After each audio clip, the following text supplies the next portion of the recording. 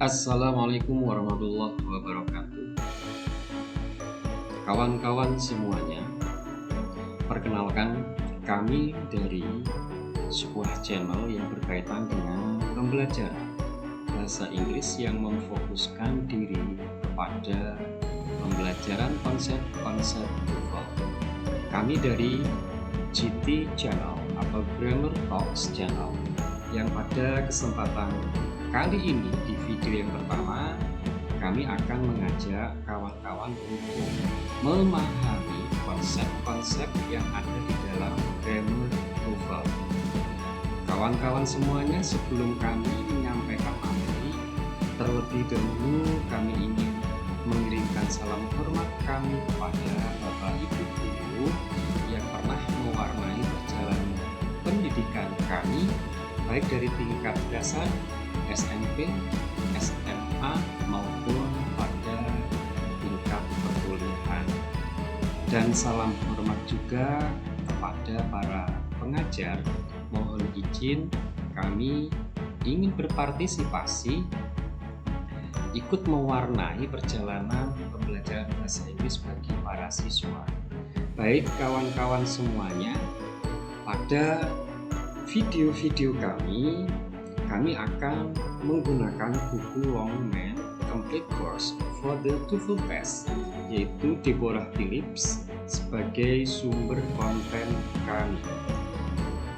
Baik, kawan-kawan semuanya, fokus channel kami adalah kepada pemahaman terhadap the structure present skills, artinya pemahaman terhadap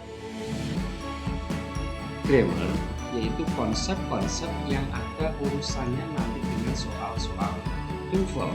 Kami akan berusaha membuat 60 video yang berisi skill 1 sampai skill yang ke-60 terkait dengan konsep, yaitu grammar bahasa Inggris yang berkaitan dengan TOEFL.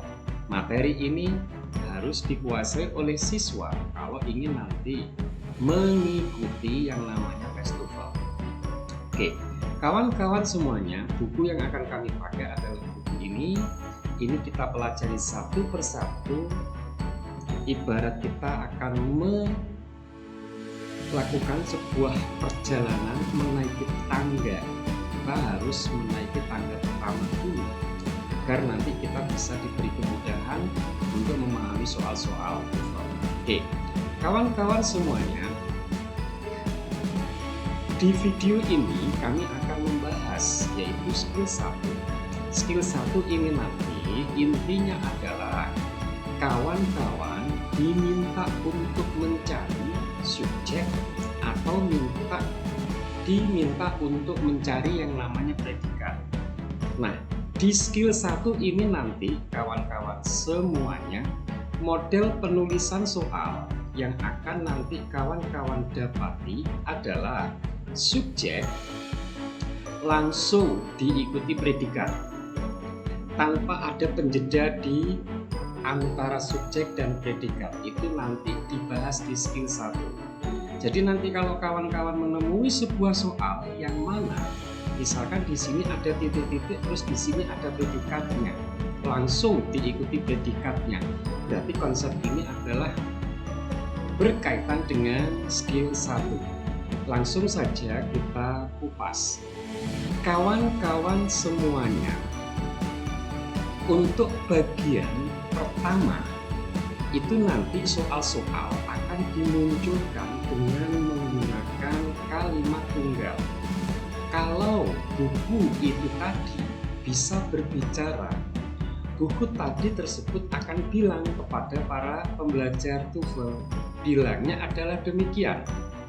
Kalimat ini maksudnya adalah, hei siswa, bahwa kalimat-kalimat soal dalam TOEFL itu ada yang dihidangkan dengan menggunakan kalimat tunggal, yaitu one clause. Artinya ada satu subjek dan ada satu predikat. Jadi kalimat itu nanti hanya memuat satu subjek, satu predikat. Nah, kalimat-kalimat ini nanti penghidangannya menggunakan 5 skill, ya, yaitu skill yang pertama itu nanti yang saya bahasakan tadi, subjek diikuti langsung oleh predikat. Berarti kawan-kawan, Anda harus memahami dulu subjek itu penulisannya bagaimana saja, bukan hanya subjek yang selama ini kita kenal, yaitu she, he, it, they, we, are, you. Bukan hanya itu, bahkan itu jarang sekali keluar di dalam TOEFL. Setelah Anda memahami yang namanya subjek, Anda diminta untuk memahami yang namanya predikat. Predikat itu apa saja akan dibahas di video ini. Nah, itu untuk skill yang pertama. Untuk soal atau skill yang berikutnya, kawan-kawan, ada subjek dan predikat. Itu nanti di sini ada penjedanya. Tidak langsung subjek ini ketemu yang namanya predikat, tetapi ada penjeda. Penjedanya adalah skill 2 sampai skill 5. Berarti penjedanya nanti adalah berupa object of preposition. Object of preposition itu yang bagaimana itu nanti ada di video berikutnya, yaitu ada di video yang ketiga. Apa saja yang dimaksud sebagai apositif ini nanti ada di video yang kelima. Nah, begitu juga penjeda yang berupa present participle itu nanti ada di video yang ketujuh. Demikian juga penjeda antara subjek dan predikat itu ada yang namanya past participle. Ini nanti ada di video yang ke-9. Gitu kawan-kawan semuanya, ya. Oke. Nah, mari kita nyalakan satu skill terlebih dahulu, yaitu skill yang pertama. Kita tidak menyalakan semua skill, kita tidak menyalakan semua lampu itu dulu. Kita pahami dulu skill yang pertama. Oke, baik. Mari kita simak kaitannya adalah subjek dan predikat. Kawan-kawan, untuk memahami skill 1 ini, kita diminta untuk memahami subjek. Subjek itu bisa berupa apa saja. Yang pertama adalah berupa common noun. Yang dimaksud sebagai common noun itu apa? Common noun itu adalah kata benda yang masih bersifat umum, yang belum punya nama. Misal, di sini ada kata a car. Kalau kita menyebut atau kalau orang lain bilang kepada kita dengan cara menyebut a car, kita masih belum paham mobil yang dimaksud yang mana. Itu berarti masih disebut sebagai common noun. Atau ada juga yang namanya a girl.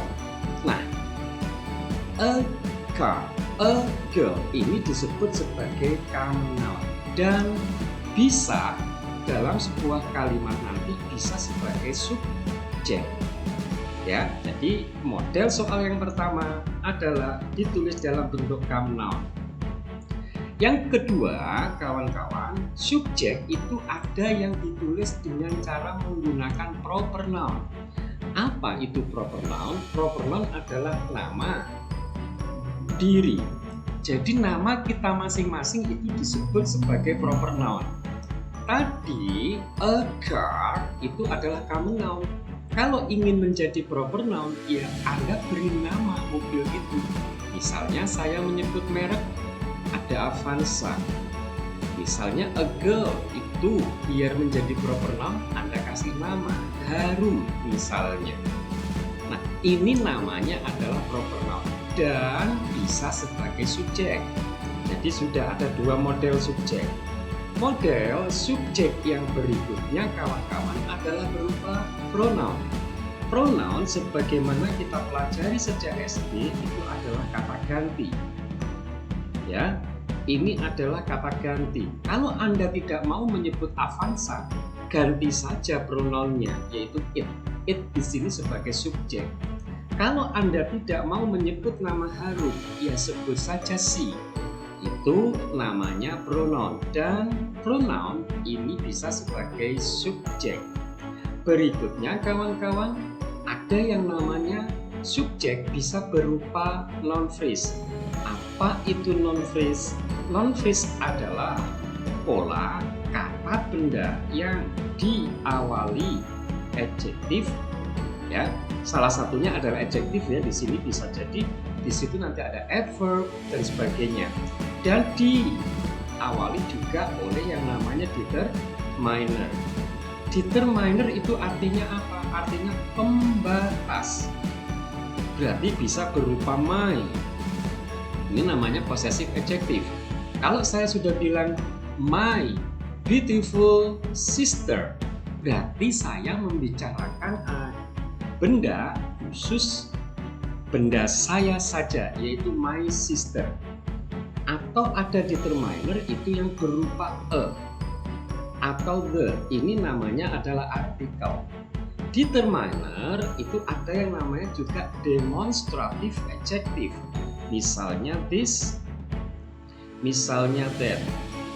Atau ada juga yang berupa namanya quantitative adjective. Bisa berupa many, bisa berupa much, dan sebagainya. Nah, kawan-kawan semuanya, ini adalah noun phrase, ya. Jadi contohnya adalah misalnya an expensive car. Nah, ada kata benda yaitu mobil, ada adjektif yaitu expensive, dan ada determiner yang berupa artikel an. Ini namanya noun phrase dan bisa sebagai subjek. Demikian juga ada a beautiful girl, ini juga noun phrase. Gitu kawan-kawan, ya. Oke. Berikutnya yang bisa sebagai subjek dalam sebuah kalimat ada namanya adalah gerund. Apa itu gerund?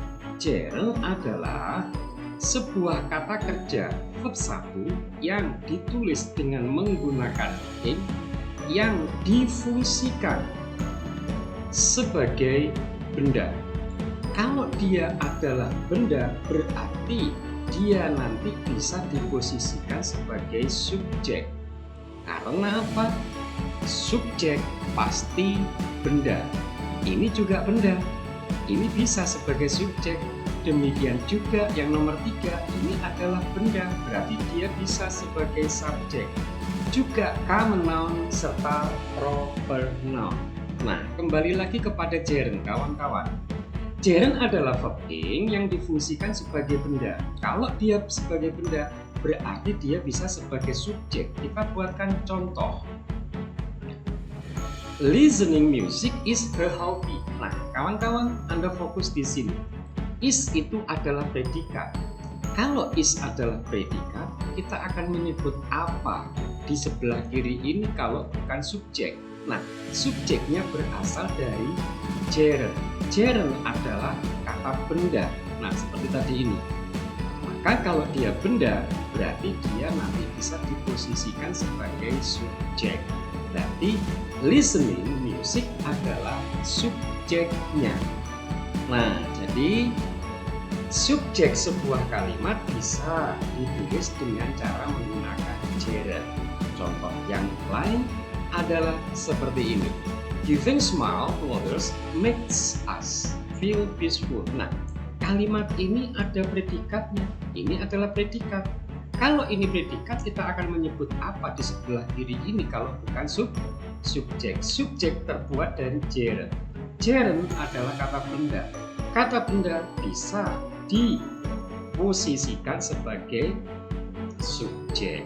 Itu kawan-kawan yang terkait dengan subjek.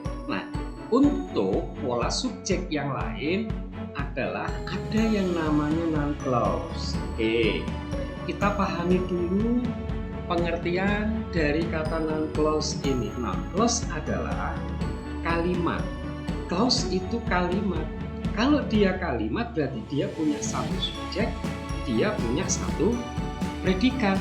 Nah, berarti noun clause adalah kalimat yang difungsikan sebagai benda. Kalau dia benda, berarti dia bisa dijadikan subjek. Begitu kawan-kawan maksudnya. Nah, mari kita cermati cara membuat noun clause. Bagaimana cara membuat non-clause? Pahami langkah yang pertama kawan-kawan, yaitu buatlah kalimat positif terlebih dahulu. Berarti kalimat positif itu contohnya misalnya Susie love me. Nah, ini adalah kalimat positif. Langkah berikutnya kawan-kawan adalah tambahkan question words di awal kalimat positif tersebut. Berarti Anda diminta untuk menambahkan WH, misalnya why, when, where, dan sebagainya, atau tambahkan kata how.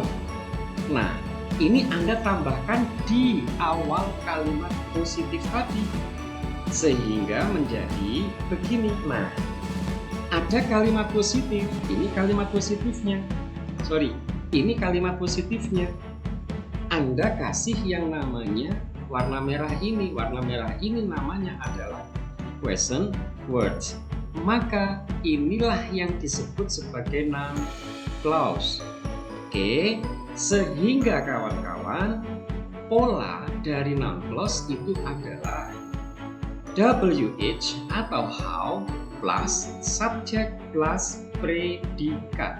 Ini kan subjeknya, ini kan predikatnya. Nah, berarti noun clause sudah Anda kuasai. Contoh, kita buatkan contoh terlebih dahulu. Misalkan kalimat ini tadi ada kata Susie. Nah, di sini bisa Anda tambahkan. Ya, misalkan dibuatkan contoh, misalkan why Susie love me makes me happy. Nah, kalimat ini kawan-kawan punya predikat makes. Berarti kalau ini adalah predikat, kita akan menyebut apa di sebelah kiri ini? Kalau bukan subjek, berarti ini adalah subjek. Subjek yang terbuat dari noun clause. Noun clause itu memiliki pola WH atau how plus subjek predikat. Tidak ada tanda tanya, karena ini bukan kalimat tanya. Loh, Pak, biar saya tidak bingung dengan yang namanya question sentence, cara membuatnya atau cara membedakannya gimana? Mudah. Berarti Anda diminta untuk membuat kalimat interrogatif. Buatlah kalimat interrogatif. Kalau Anda ingin membuat kalimat tanya yang dimulai dengan question word, buatlah kalimat interrogatif. Misalnya, does Susie love me? Nah, ada tanda tanya. Ya, berarti kalau ini nanti Anda jadikan question sentence, saya tulis di sini, maaf, question sentence, berarti caranya adalah langkah keduanya sama. Anda tambahkan WH atau how question, ya. Berarti Anda cukup menambahkan di sini WH atau how, ya. Misalkan kita ambil yang WH-nya ini adalah why. Misalnya saya ganti warna terlebih dahulu. Why does Susie love me? Ini namanya adalah question sentence, kawan-kawan. Bedanya dengan noun clause, ya, silakan Anda bedakan. Ini adalah question sentence, ya, ini adalah question sentence, saya sikat. Ini adalah namanya adalah, maaf, yang sampai sini saja ya, yang sampai ini, yang sebelah kiri.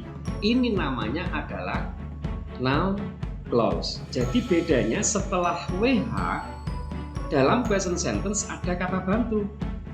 Tapi kalau dalam noun clause setelah WH di sini tidak ada yang namanya kata bantu dan tidak ada tanda tanyanya. Jadi seperti itu bedanya noun clause sama question sentence. Asal usulnya yang harus Anda tahu. Noun clause asal usulnya kalimat positif, Anda kasih WH atau how. Kalimat question sentence asal usulnya adalah Anda diminta untuk membuat kalimat interrogatif. Habis itu Anda kasih WH. langkah keduanya sama, langkah pertamanya saja yang berbeda. Oke, kita lanjutkan kawan-kawan semuanya. Setelah kita memahami yang namanya model-model subjek, sekarang kita akan memahami yang namanya predikat. Kawan-kawan, predikat itu bisa berupa model, yaitu misalnya will atau would plus verb one atau be, can atau could plus verb one atau be, dan sebagainya. Ini namanya predikat berupa model. Predikat berikutnya adalah berupa to be. Ada is and are, ada was were, ada has been, have been, atau had been. Ini namanya predikat berupa to be. Berikutnya ada predikat yang berupa verb. Verb 1 atau bisa ditandai pakai do dasnya, verb 2 atau pakai did, verb 3 atau pakai has atau have atau had. Ini kawan-kawan semuanya. Saya ingin menegaskan bahwa yang namanya model itu adalah predikat, to be itu adalah predikat, verb itu adalah predikat. Berarti di depannya ini bisa Anda kasih subjek. Berarti ini namanya adalah one clause. Nah, ini yang disebut sebagai one clause. Ada satu subjek, ada satu predikat. Demikian juga predikat yang sebelah kiri ini yang berupa model. Anda bisa kasih subjek, berarti ini juga disebut one clause. Ini one clause. Demikian juga kalau ada di sini. Ini Anda kasih subjek, ini juga bisa disebut sebagai one clause. Inilah kawan-kawan yang menjadi titik pembahasan, fokus pembahasan pada skill 1. Nah, jadi kawan-kawan semuanya, yang namanya predikat itu tadi berupa model, to be, verb. Ini yang harus Anda ingat. Anda harus ingat predikat apa saja, Anda harus ingat subjek apa saja. Gitu ya. Baik kawan-kawan, sebelum kami lanjutkan untuk yang berikutnya, terlebih dahulu kami mohon bantuannya kepada kawan-kawan semuanya untuk subscribe, like, and share agar kami tambah semangat untuk membuat video-video pembelajaran yang ada kaitannya dengan kebutuhan para siswa. Bisa jadi itu adalah Anda sendiri, bisa jadi itu adalah kawan-kawan Anda, bisa jadi itu adalah adik-adik Anda. Oke, kawan-kawan semuanya, itu adalah video yang pertama. Untuk video yang berikutnya, kawan-kawan, akan kami hidangkan latihan soal dari skill 1 yang masih ada hubungannya subjek, langsung diikuti predikat. Nantikan ini ada di video yang kedua, masih membahas skill 1. Terima kasih, semoga bermanfaat. Sekali lagi jangan lupa untuk subscribe pada channel kami. Terima kasih, kami akhiri. Wassalamualaikum warahmatullahi wabarakatuh.